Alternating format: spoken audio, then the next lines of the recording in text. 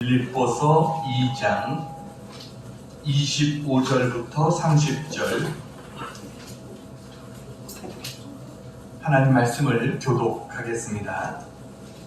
그러나 에바브로디도를 너에게 보내는 것이 필요한 줄로 생각하노니 그는 나의 형제요 함께 수고하고 함께 군사된 자요 너희 사자로 내가 쓸 것을 돕는 자라. 그가 너희 무리를 간절히 사모하고 자기와 병든 것을 너희가 들은 줄 알고 심히 의심하니라. 그가 병들어 죽게 되었으나 하나님이 그를 긍휼히 여기셨고 그뿐 아니라 또 나를 긍휼히 여기사 내 근심 위에 근심을 면하게 하셨느니라. 그러므로 내가 더욱 급히 그를 보낸 것은 너희로 그를 다시 보고 기뻐하게 하며 내 근심도 덜려 함이니라. 이러므로 너희가 주 안에서 모든 기쁨으로 그를 영접하고 또 이와 같은 자들을 존귀히 여기라. 그가 그리스도의 일을 위하여 쉽게 이르러도 자기 목숨을 돌보지 아니하는 것은 나를 섬기는 너희의 일에 부족함을 채우려 함이니라. 아멘.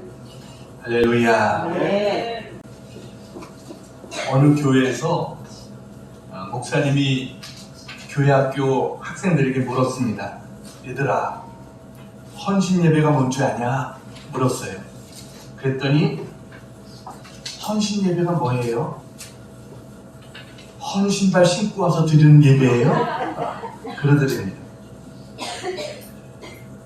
국어사전에서 헌신이란 단어를 찾아보니까 몸과 마음을 바쳐 있는 힘을 다한다. 이게 헌신이라는 단어의 뜻입니다. 잠깐 이 마이크 켜져 있지 않나요?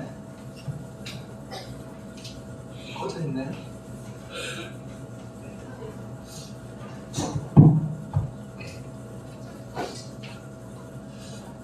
헌신 예배는 네, 꺼졌어요.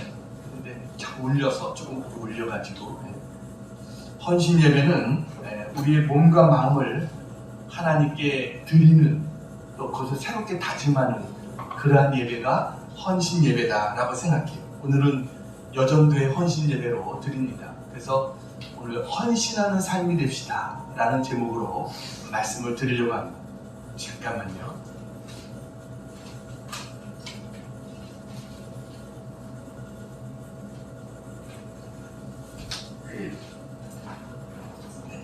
헌신하는 삶이 됩시다. 조금 낫나요? 네.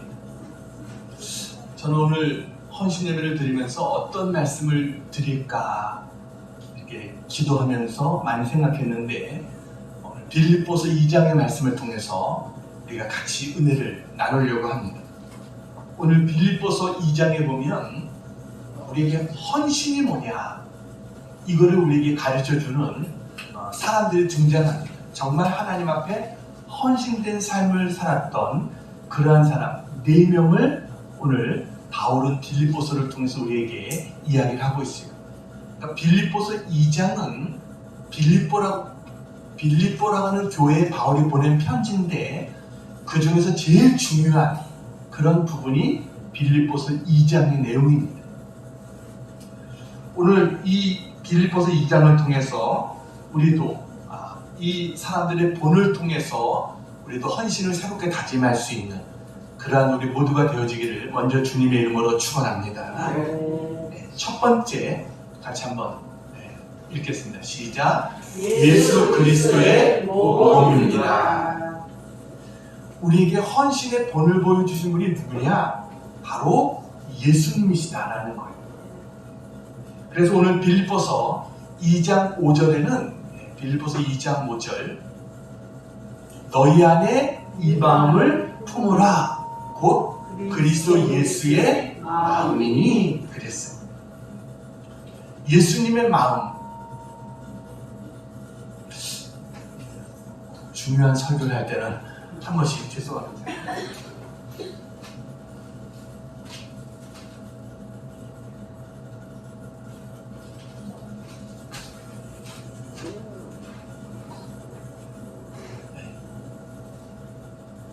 너희 안에 뭐라라고요? 이 마음을 품으라.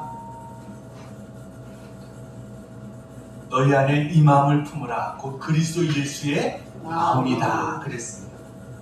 예수님의 마음이 어떤 마음인가? 오늘 바울은 몇 가지로 우리에게 이야기를 합니다. 첫 번째는 예수님의 마음은 자기를 비우는 마음이다 라는, 우리가 예수님부터 배워야 될 마음이 어떤 마음이냐? 우리 이 빌립보서 2장 5절부터 11절의 말씀을 우리가 신약 성경에서 예수님에 대해서 가장 잘 소개하고 있는 그런 내용이 빌립보서 2장 5절부터 11절입니다. 이 부분 그 내용을 가리켜서 우리가 케노시스라고 부릅니다. 뭐라고요? 케노시스. 케노시스라는 말은 비우다라는 뜻이에요.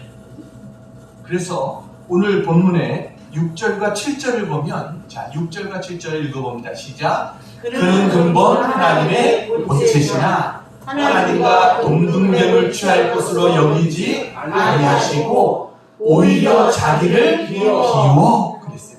오히려 자기를 비웠다. 이게 케노시스입니다. 그러니까 주님은 자기를 비우셨어요. 에덴 동산에서 사람은 사탄의 유혹을 받았습니다. 선악과를 먹으면 하나님같이 될 거라는 유혹이었어요. 하나님과 동등됨을 취하고자 사람은 선악과를 먹고 말았습니다. 그래서 인간은 이렇게 교만했습니다. 그래서 타락하고 말았죠. 그런데 예수님은 달랐다는 거예요. 예수님은 하나님이세요. 그는 근본 하나님의 본체십니다. 예수님은 언제나 하나님이십니다. 그런데도 예수님은 하나님과 동등됨을 취할 것으로 여기지 아니하시고 인간의 몸을 입고 이 땅에 오셨다라는 거예요. 이게 주님이 자기의 마음을 비운 것입니다. 여러분, 주님은 영원토록 찬양과 경배를 받으시기에 합당한 분이세요. 그런데 그런 예수님께서 우리를 위해서 인간의 몸을 입고 이 땅에 오셨다. 이게 예수님의 마음입니다. 자기를 비우는 마음, 내 이익을 포기하고 양보하는 마음, 이게 바로 예수님의 마음이에요. 여러분, 예수님이 우리를 위해서 자기를 이렇게 낮추시고 비우셨다면 우리도 비우지 못할 것이 뭐가 있겠어요? 우리도 마음을 비우면은요, 오히려 더 부유해집니다. 마음이 커지고 비우면 더 행복해져요. 여러분, 자기 자신을 다 비우면은요, 섭섭한 일을 만나도 나를 무시했다고 분노하지 않습니다. 웬만한 일에 손해봤다고 억울해하지도 않습니다. 다른 사람들과 비교하며 섭섭해할 것도 없어요. 내가 갖지 못한 것 다른 사람이 가졌다고 시기할 필요도 없고 질투하지도 않습니다. 더 가지려고 안달하지도 않습니다. 자기를 비우면 그래서 행복한 거예요. 편안한 거예요. 자유롭고 누구와도 친구가 될 수 있는 거예요. 예수님은 자기를 비우셨다. 우리도 이 주님의 마음 갖게 되기를 축원합니다. 네. 또 예수님은 어떻게 하셨어요? 자기를 낮추셨다라고 말합니다. 우리 7절 8절을 다시 한번 읽어봅니다. 7절 8절 시작. 오히려 자기를 비워 종의 형체를 가지사 사람들과 같이 되셨고 사람의 모양으로 나타나사 자기를 낮추시고 죽기까지 복종하셨으니 곧 십자가에 죽으시니라. 주님은요, 자기를 비우는 데서 낮추는 대로 더 낮아지셨다는 겁니다. 여러분, 마음을 비우는 정도가 아니라 주님은 더 낮아지셨어요. 하나님이 사람으로, 사람에서 종으로, 종에서 사형수로 주님은 자기를 낮추셨어요. 여기 종의 형체를 가졌다. 이거는 그걸 취하셨다는 거예요. 주님이 사람의 모양으로 나타나서 자기를 낮추었다. 이게 뭐예요? 이게 바로 성육신인 것입니다. 주님이 인간의 몸을 입고 이 땅에 오셨다는 거예요. 여러분, 주님이 자기를 낮추었다. 의인인 주님이 죄인이 되어주셨고 주인이 종이 되셨고 영광을 버리고 부끄러움을 입으시고 하나님이 사람이 되셨다. 창조주가 피조물이 됐다는 거예요. 여러분, 낮아지면은요, 사탄도 유혹하지 못합니다. 우리가 얼마나 내가 교만하기 때문에 시험에 드는 거예요. 왜 다툼이 일어납니까? 다 내가 잘났기 때문입니다. 낮아지면 부딪힐 일이 없어요. 낮아지면 언제나 평안하고, 낮아지면 오히려 존경을 받고, 여러분, 예수님처럼 자기를 낮추는 마음, 이 마음 갖게 되기를 축원합니다. 주님은요, 세 번째는요, 자기를 희생하셨다라는 거예요. 우리 7절, 8절을 다시 한번 읽겠습니다. 시작. 오히려 자기를 비워 종의 형체를 가지사 사람들과 같이 되셨고 사람의 모양으로 나타나사 자기를 낮추시고 죽기까지 복종하셨으니 그 십자가에 죽으심이라. 예수님은요, 단순히 고난을 감내하신 것이 아니라 기꺼이 희생을 치르셨다는 겁니다. 십자가에 죽기까지 희생하고 복종하셨어요. 가장 값진 희생을 치르셨어요. 여러분, 우리의 입장에서 구원은 그냥 내가 은혜로 받은 거예요. 내가 주님을 믿고 영접함으로 은혜로 우리는 구원을 받았어요. 그러나 하나님 편에서는 가장 값진 대가를 지불하신 거예요. 이게 우리가 받은 구원입니다. 하나밖에 없는 아들을 십자가에 달려 죽게 하시기까지 우리를 구원하기 위해서 주님은 자신을 희생하셨다라는 겁니다. 여러분, 이런 희생이 있는 곳에 생명이 있는 것입니다. 그리고 거기에 보람이 있고 기쁨이 있어요. 헌신이 뭘까요? 헌신은 주님을 닮는 게 헌신인 것입니다. 여러분, 내가 어떤 일을 열심히 많이 하는 이게 중요한 게 아니라 가장 헌신을 보여주신 분이 누구예요? 예수님이신 거예요. 우리는 이 예수님을 닮을 수 있는 그런 우리가 되어야 될 줄로 믿습니다. 그래서 나를 비우고 나를 낮추고 그리고 희생하는 마음으로 나가는 이것이 바로 진정한 헌신의 정신이다. 우리는 예수님을 통해서 이러한 것을 본받을 수 있는 그런 우리 모두가 되기를 축원합니다. 두 번째 같이 읽겠습니다. 시작. 바울의 모범입니다. 여러분, 예수님의 마음을 품으라고 한 바울이 이제 두 번째로 자기에 대해서 이야기를 합니다. 자, 우리 17절, 18절을 같이 한번 읽겠습니다. 17절, 18절 시작. 만일 너희 믿음의 제물과 섬김 위에 내가 나를 전제로 드릴지라도 나는 기뻐하고 너희 무리와 함께 기뻐하리니 이와 같이 너희도 기뻐하고 나와 함께 기뻐하라. 저 17절을 다시 보여주시면 거기에 믿음의 제물과 섬김이란 말이 나옵니다. 여러분, 이거는 믿음으로 하는 헌신과 봉사를 말하는 거예요. 그러니까 바울이 이 말을 하는 것은요, 너희들의 믿음이 성장하고 너희들이 하나님을 알고 너희들이 봉사하는 자가 될 수 있다고 한다면 나는 나를 제물로 드린다고 해도 나는 기뻐하고 또 기뻐할 거다. 이렇게 이야기하는 겁니다. 여러분, 여기서 내가 나를 전제로 드린다고 그랬어요. 전제라고 하는 말은 제물을 다 드린 다음에 거기다 포도주를 붓는 것, 이게 전제입니다. 다시 말하면 빌립보 교회 성도들을 위한 일이라면 내가 죽어도 내가 순교를 당한다고 하더라도 나는 기뻐할 거다 라고 말하는 거예요. 사실 이 말을 할 때 바울은 자신의 순교가 가까워오고 있다는 것을 느끼고 있었을 것입니다. 바울이 빌립보서를 쓴 다음에 바울이 순교당할 때까지 한 5년 정도 시간이 있었어요. 그 이후에 한번 풀려났다가 또다시 투옥됐다가 거기서 디모데후서 같은 편지를 쓰고 나중에 바울이 순교를 당하게 됩니다. 여러분, 빌립보서를 적을 때가 AD 62년경이었습니다.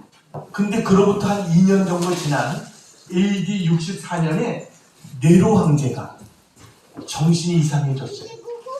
막 시를 쓴다고 하다가 어떤 뭔가 좀 느낌이 나야 되잖아요. 그래가지고 로마 시내에 불을 지릅니다. 그 불을 보면서 시상이 떠올라서 시를 짓겠다는 거예요. 그런데 그게 너무 커져가지고 로마의 대화제가 되고 이제 사람들이 누가 도대체 이렇게 했느냐 하니까 겁이 나니까 이것이 기독교인들이 일으켰다. 기독교인들에게 덮어씌우게 된 거예요. 그리고 기독교인들을 핍박하기 시작한 겁니다. 그래서 바울이 다시 감금돼서 AD 67년경에 목이 잘려서 순교를 당하게 됩니다. 지금 바울이 빌립보서를 쓰고 있는 장소도 로마 감옥입니다. 자기가 언제 순교당할지 모르는 처지에 있어요. 근데 바울은요, 자기의 처지를 비관하고 절망하고 이러는 것이 아니라 오늘 성경에 보면 나는 기뻐하고 너희 무리와 함께 기뻐할 거다. 오히려 기뻐한다고 말하고 있어요. 그러면서 바울은 자기 자신에 대한 생각보다 빌립보 교인들을 더 생각하고 있는 거예요.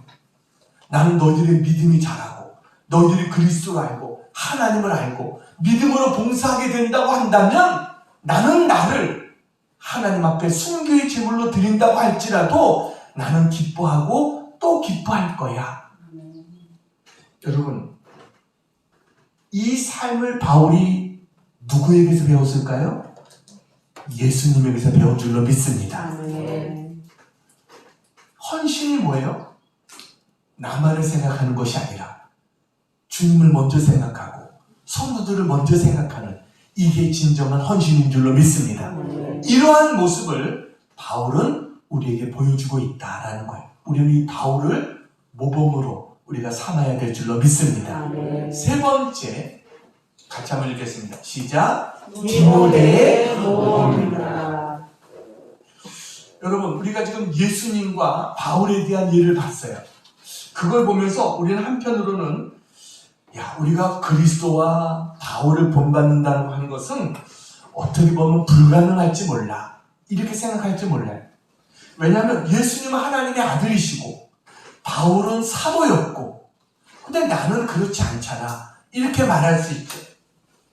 이런 이유 때문에 이제 바울은 두 명의 평범한 사람들의 예를 들어줍니다. 사도도 아니고 그야말로 특별한 기적을 행해본 적도 없는 그런 사람들을 소개해요. 그러면서 우리가 다른 사람을 섬기면서 누릴 수 있는 기쁨이 어떤 소수의 사람만이 아니라 누구나, 죽음을 믿는 누구나 할 수 있는 거다. 이것을 우리에게 가르쳐 줍니다. 자, 그러면서 디모데에 대한 이야기를 합니다. 자, 디모데라는 이름의 뜻은 하나님을 공경하는 자. 이게 디모데라는 뜻입니다. 그는 바울의 제자가 돼서 그는 하나님의 일에 충성을 다했던 목회자였어요. 디모데는요, 사도 바울의 귀한 동역자였습니다. 그리고 사도 바울은 디모데를 향해서 나의 영적인 아들이다. 자기의 아들이라고 불렀어요. 디모데는요, 헬라인 아버지와 유대인 어머니 사이에서 태어난 혼혈입니다. 근데 어려서부터 그는 경건한 분위기에서 자랐어요. 여러분, 어떻게 보면 아버지가 헬라인이기 때문에 디모데는 이런 헬라의 사상이 뭐예요? 많은 다산, 그러니까 그 다신, 많은 우상들을 섬기는 그러한 종교가, 그러한 문화가 헬라 문화죠. 그런 가운데서 빠져들 수도 있었지만 그는 어려서부터 하나님만을 믿고 섬기는 이런 사람이 디모데였습니다. 그것은 그의 외할머니와 어머니의 영향을 받았기 때문에 그의 외조모 로이스와 어머니 유니게가 하나님을 잘 경외하는 여자였어요. 그래서 어려서부터 디모데는요, 하나님을 잘 섬기고 모범적인 청년으로 컸습니다. 그래서 그가 살았던 고향이었던 루스드라라고 하는 곳에서 칭찬을 받았던 그런 사람이 디모데입니다. 그런데 이런 디모데의 인생이 어느 날 변하게 됩니다. 왜냐하면 바울을 만났기 때문이에요. 바울이 1차 전도여행 때 디모데의 고향인 루스드라를 들립니다. 거기서 바울이 기적을 행했어요. 그래서 사람들이 처음에는 신이다라고 막 바울과 바나바를 막 높였습니다. 그러다가 다른 지역에서 온 유대인들이 선동하기 시작합니다. 그러니까 거기에 넘어가 가지고 이제는 돌을 들어서 바울을 쳤어요. 그 바울이 죽은 줄 알고 사람들이 성 밖에다 바울을 내버립니다. 근데 바울이 거기서 정신을 차리고 또다시 성 안으로 들어가요. 그래서 예수 믿는 사람들을 격려하고 그곳을 떠나게 됩니다. 이런 모습을 다 지켜봤던 사람이 누구냐? 그게 바로 디모데였어요. 디모데는 거기서 변화받고 예수님을 믿고요. 바울이 2차 전도행을 할 때부터 바울과 동행하게 됩니다. 그게 바로 디모데입니다. 근데 오늘 성경에 보면 디모데의 우리의 참된 모습을 우리에게 보여줍니다. 바울이 이제 빌립보서를 썼어요. 이걸 전달해야 되잖아요. 그런데 정말 바울이 빌립보 교회를 얼마나 사랑하고 또 빌립보 교회 현재 상황이 어떤가 이런 것을 좀 알고 전해줄 그런 사람이 필요했는데 찾아보니까 그 일을 할 만한 사람이 없는 거예요. 바울을 대신해서 이 편지를 전해주고 이 수고를 감당할 만한 그런 사람이 없었어요. 로마서 16장을 읽어보면 로마에 많은 그리스도인들이 있었습니다. 바울이 26명의 이름을 적고 있어요. 그런데 이렇게 많은 그리스도인들이 있었지만 바울을 대신해서 이와 같은 일을 해줄 만한 사람이 없었다는 거예요. 그런데 바울은 뭐라고 말합니까? 오늘 20절을 같이 한번 읽겠습니다. 20절 시작. 이는 뜻을 같이하여 너희 사정을 진실히 생각할 자가 이밖에 내게 없습니다. 빌립보 교인들과 뜻을 같이하고 그들의 사정을 진실히 생각할 자가 이밖에 없다. 이가 누굴까요? 디모데를 말하는 거예요. 디모데밖에 없다. 이렇게 말합니다. 그럼 다른 사람들은 어떨까요? 21절 보시기 바랍니다. 같이 한번 읽겠습니다. 시작. 그들이 다 자기를 구하고 그리스도 예수의 일을 구하지 아니하되. 다른 사람들은 왜요? 다 자기 일에 바빴어요. 예수님의 일을 구하지 않았어요. 이게 다른 사람의 모습이에요. 근데 디모데는 뭐예요? 다른 사람을 진실히 생각하고 뜻을 같이 하고 그 일을 위해서 헌신하고 희생해 줄 수 있는 사람, 이 사람이 바로 디모데였다라는 거예요. 디모데는요, 다른 사람을 위해서 희생할 줄 아는 사람이었다라는 거예요. 이게 헌신의 정신인 줄로 믿습니다. 디모데가 이렇게 다른 사람을 생각하고 희생할 줄 아는 마음이 어디서 왔는가? 22절 같이 한번 보겠습니다. 빨간 것이 시작. 디모데의 연단을 너희가 아나니. 여러분, 디모데의 이런 삶은 연단된 삶이다. 이 말은요, 훈련된 삶이다 라는 거예요. 그러니까 어느 날 갑자기 생긴 게 아니라 주님 안에서 날마다 훈련되어진, 다른 사람을 사랑하는 그런 마음이 하루아침에 생긴 게 아니라 훈련되어졌다는 거예요. 주님을 닮으려고 그러고 다른 사람을 생각하고 이런 마음이 날마다 주님 안에서 성숙되어져 왔다. 이게 바로 디모데다라고 우리에게 이야기해주고 있습니다. 디모데의 이런 삶, 이걸 디모데는 어디서 배웠을까요? 누구를 통해서 배웠을까요? 바울을 통해서. 또 바울은 예수님을 통해서 이와 같은 삶을 배우게 된 줄로 믿습니다. 이게 바로 디모데의 모습이다. 디모데는 다른 사람은 다 자기 일에 바쁘지만 디모데는 뜻을 같이 하고 다른 사람을 진실히 생각할 줄 아는 그와 같은 마음이 있었다. 이게 헌신의 정신인 줄로 믿습니다. 자, 네 번째 같이 한번 읽겠습니다. 시작. 에바브로디도의 모범입니다. 이제 바울은 마지막 한 명을 더 소개합니다. 이 사람은 평신도인 에바브로디도라고 하는, 쉽게 말하면 집사님 같은 그런 분입니다. 그러니까 예수님의 예를 들었고, 사도로서의 예를 들었고, 목회자로서의 예를 들었고, 이제는 뭐예요? 평신도로서의 예를 들고 있는 거죠. 로마 신화에서 가장 사랑받는 신은 비너스라고 하는 신입니다. 비너스 여러분 들어보셨죠? 네. 화장실에 가면 여기 화장실에 표시가 있잖아요. 여기 남자, 여자 표시가 있는데 어떻게 표시가 되어 있어요? 남자는 동그라미 위에 이렇게 화살표가 되어 있고, 여자를 표시하는 것은 뭐예요? 동그라미 밑에 십자가 표시가 되어 있죠. 여러분, 이 동그라미 밑에 십자가 표시된 이게 뭐냐면 바로 비너스가 사용하던 거울을 상징하는 겁니다. 그게 바로 거울이라는 거예요. 그러니까 비너스는 거울에 비친 자신의 모습을 보면서 얼마나 이뻤는지 반했다는 거예요. 그 정도로 아름다웠다는 거예요. 로마 신화의 비너스를 헬라에서는 뭐라고 말하냐면 아프로디테라고 말합니다. 비너스를 뭐라고요? 아프로디테. 그러니까 앞으로 봐도 이쁘고 뒤로 봐도 이쁘고, 이게 아프로디테. 네. 아프로디테에서 나온 이름이 에바브로디도입니다. 그러니까 에바브로디도라는 뜻이 뭐예요? 아프로디테. 이것과 같은 뜻이에요. 그게 뭐냐면 바로 charming, 매력이란 뜻입니다. 매력이 있다. 또 보석처럼 빛난다, 존귀하다. 이게 바로 에바브로디도라는 이름의 뜻이다라는 겁니다. 그러니까 보석으로 말하면 다이아몬드와 같은 그런 자다라는 거죠. 다이아몬드, 어떻게 보면 탄소 하나로 이루어진 가장 아름다운 광물이 다이아몬드 아닙니까?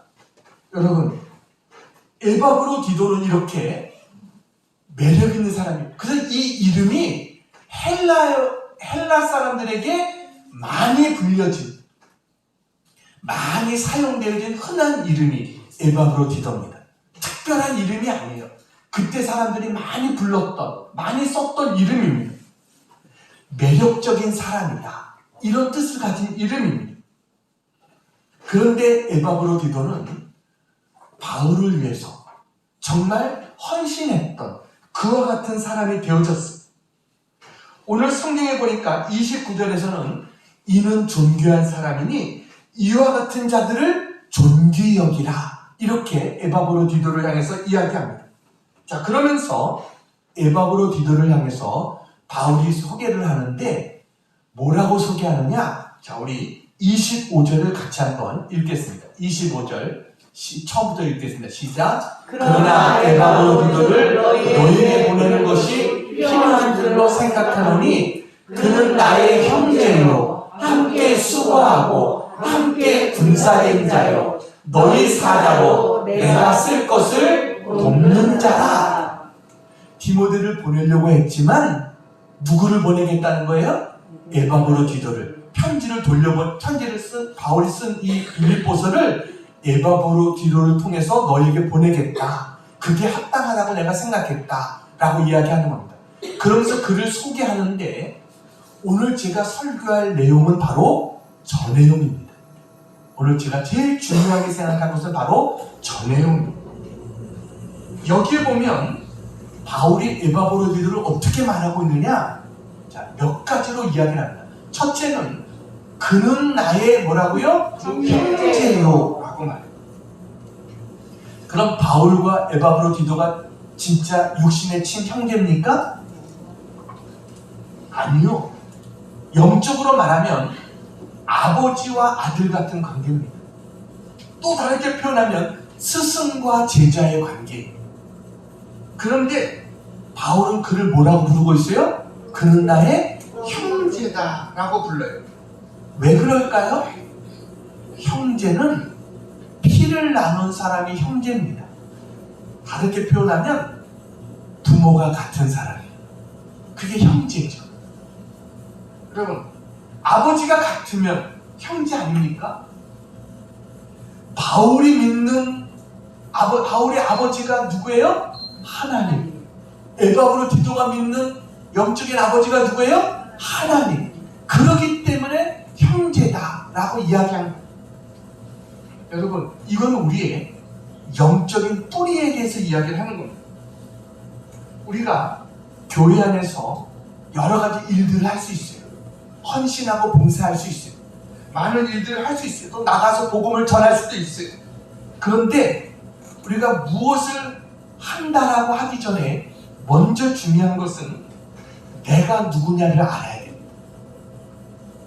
여러분, 내가 무엇을 할 것인가가 중요한 게 아니라 더 중요한 것은 내가 누구인가. 이게 더 중요한 거예요. 우리 그리스도인이 누굽니까? 우리는요, 하나님을 유일한 아버지로, 예수님을 유일한 구원자로 모신 자들이 그리스도인인 줄로 믿습니다. 이 정체성이 무너지면 우리는 아무것도 아닌 거예요. 우리의 사역의 문제가 아니라 우리의 존재가 문제인 것입니다. 내가 어떤 일을 하느냐보다 더 중요한 것은 내가 어떤 자인가. 이게 더 중요한 거예요. 그래서 바울은 우리의 소속에 대해서, 존재에 대해서 먼저 이야기를 하고 있어요. 그는 나의 형제다 라고 이야기합니다. 그 다음 두 번째는 뭐라고 말합니까? 에바브로디를 함께 수고한 자다 라고 말합니다. 함께 수고한 자다.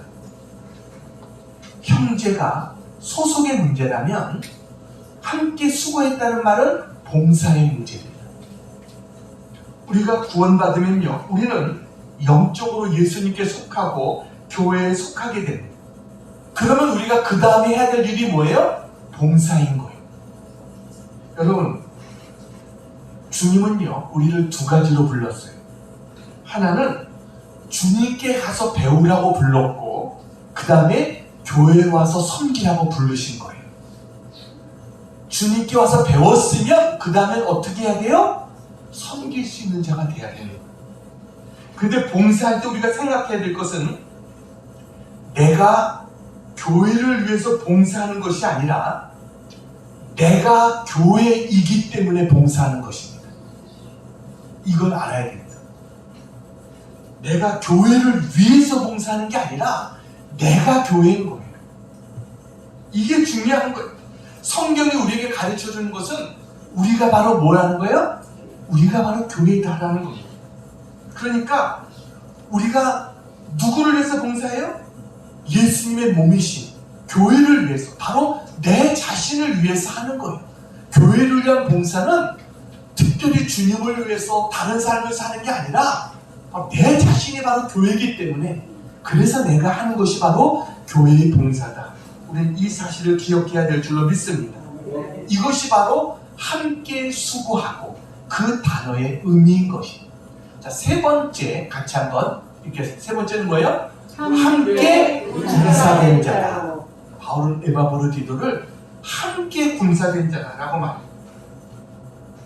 얼마 전에 돌아가신 빌리그람 목사님에게 어떤 분이 인터뷰를 할 때 물었어요. 목사님, 요새 크리스찬의 문제가 뭡니까? 라고 물었어요. 그랬더니 빌리그람 목사님이 뭐라고 대답했냐면, 요새 크리스찬의 문제는 세상과 같아지는 겁니다. 이렇게 이야기했어요. 뭐라고요? 문제가 뭐라고요? 세상과 같아지는 거다. 교회의 가장 큰 문제는 교회가 세상을 닮아가는 거예요. 세상이 교회를 닮아야 되는데 교회가 세상을 닮아가는 거예요. 이게 문제예요. 권사님들도 옛날 권사님과 지금 권사님들은 많이 달라졌습니다. 그러니까 옛날 권사님들은요, 교인이 찾아와서 고민을 이야기하면 김 집사 기도해, 이게 답입니다. 김 집사 기도해. 또 교회 봉사 안 하고 아프다고 누워있으면요, 뭐라고 말합니까? 빨리 나와, 이러다 보면 나아. 이렇게 빨리 나, 이러다 보면 나아. 근데 요즘 권사님들은 신자들이 와서 고민을 이야기하면 뭐라고 말하는지 아십니까? 그래, 그러면 같이 가서 맛있는 거 먹고 좋은 데 가서 차 한잔 마시면서 얘기해보자, 이렇게 이야기합니다. 여러분, 물론 그게 나쁘다는 건 아니에요. 물론 그러다 보면 마음도 좀 풀어지고 기분도 좀 좋아지고 이렇게 될 겁니다. 그런데 그러면 세상과 다른 점이 뭐예요? 세상 사람들과 다른 점이 뭐예요? 여러분, 세상을 바꿀 교회인데 교회가 세상을 닮아가면 어떻게 되겠어요? 이것이 문제인 거예요. 우리는 뭐예요? 그리스도의 군사라는 사실을 잊어서는 안 될 줄로 믿습니다. 군사는 전쟁을 벌이는 자예요. 영적인 전쟁을 싸우고 있는, 이게 바로 그리스도의 군사라는 거예요. 근데 너무나 그리스도의 군사들이 야성을 잃어버렸어. 너무 세상 사람들과 같아지다 보니까 영적인 힘을 잃어버렸어. 여러분, 성경은 우리에게 문제가 있을 때 어떻게 합니까? 이길 수 있는 비결은 하나예요. 그 문제보다 내가 강해지면 이기는 거예요. 사람들은요, 스트레스 때문에 힘들다고 말합니다. 그러면 그 문제를 어떻게 해결합니까? 스트레스보다 강해지면 되는 겁니다. 상처 때문에 못 살겠다고 말합니다. 해결 방법은요, 상처보다 강해지면 되는 거예요. 경제 때문에 걱정이라고 합니다. 여러분, 이거는요, 수십 년 동안 들어왔던 얘기입니다. 문제는 뭐예요? 경제보다 강해지면 되는 거예요. 그러니까 어떤 문제가 있어도 우리는 그 문제보다 강한 그리스도의 군사로 우리는 훈련받고 일어서면 우리는 세상을 능히 이기는 그런 자들이 되어질 수 있는 줄로 믿습니다. 우리는 뭐예요? 나약한 자가 아니라 나는 주님의 십자가의 군사다. 바울은 에바브로디도에게 함께 군사된 자요 라고 말하고 있습니다.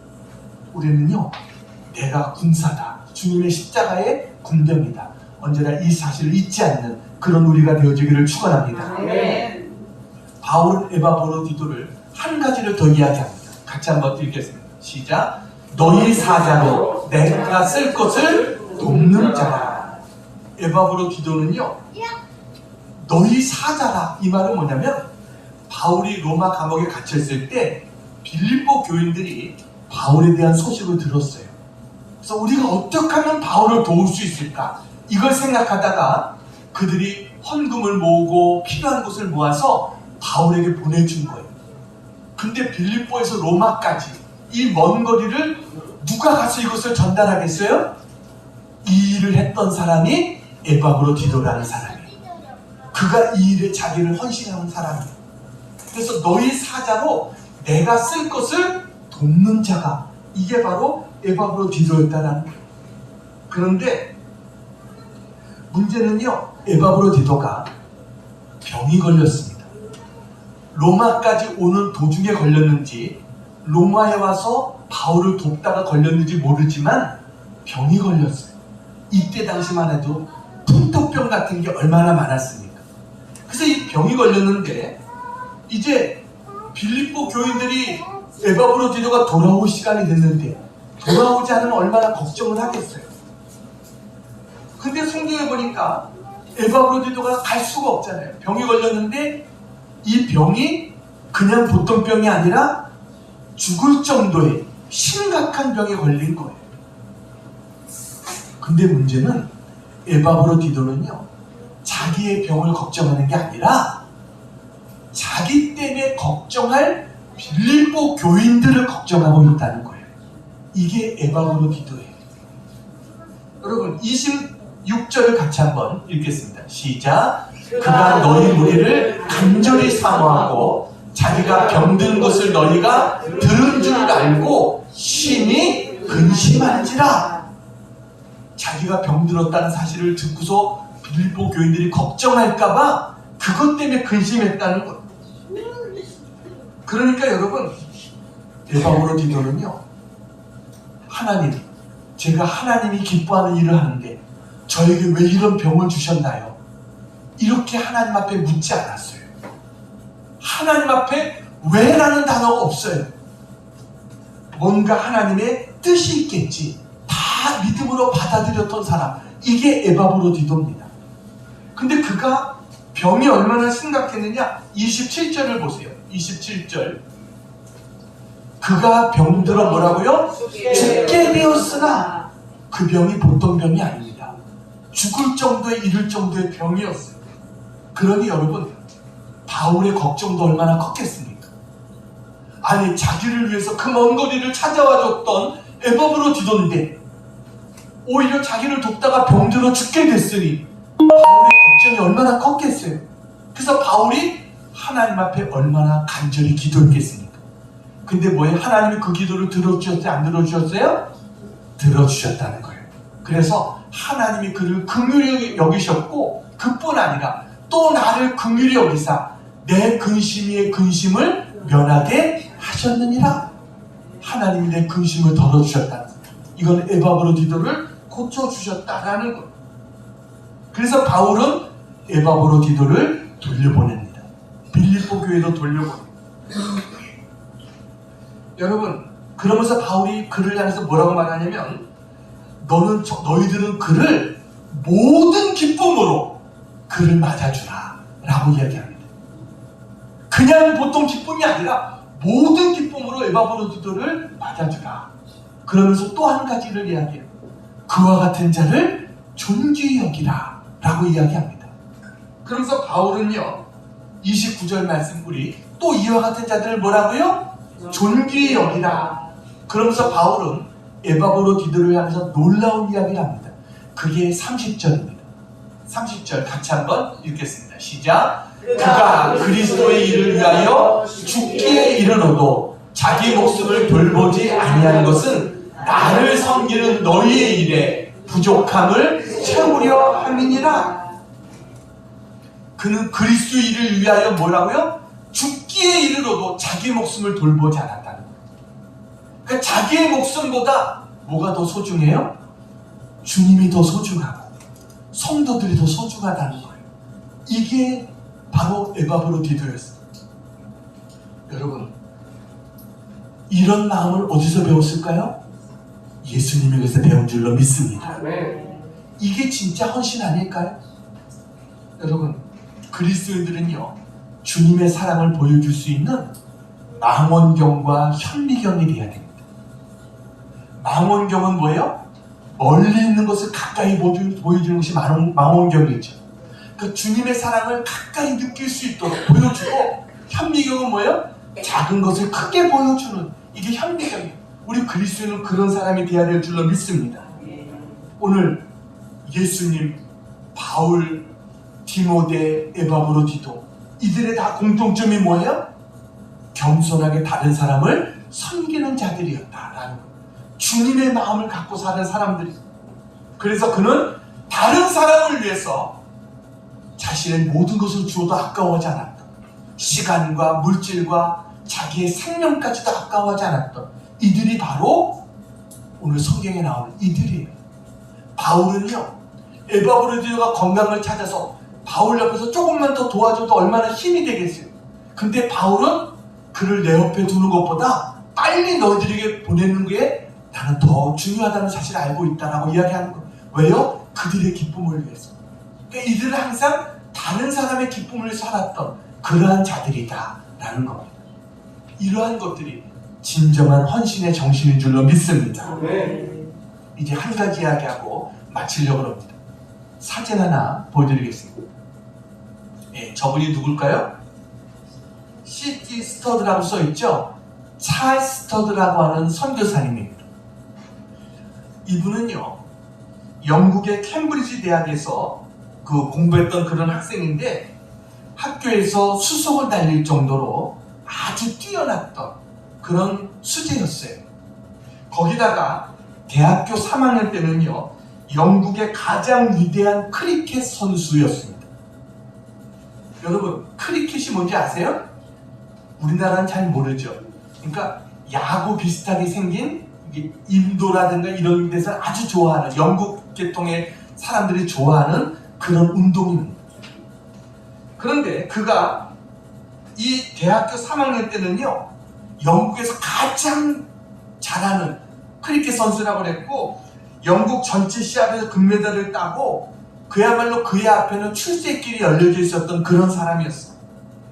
그런데 그런 그가 어느 날 친형이 갑자기 세상을 떠나게 됩니다.